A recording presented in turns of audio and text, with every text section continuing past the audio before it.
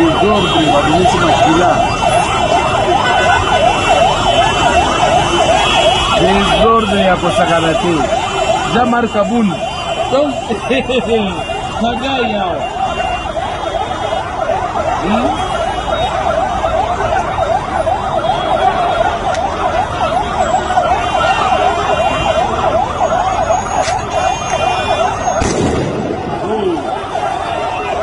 Ini yang ada sih.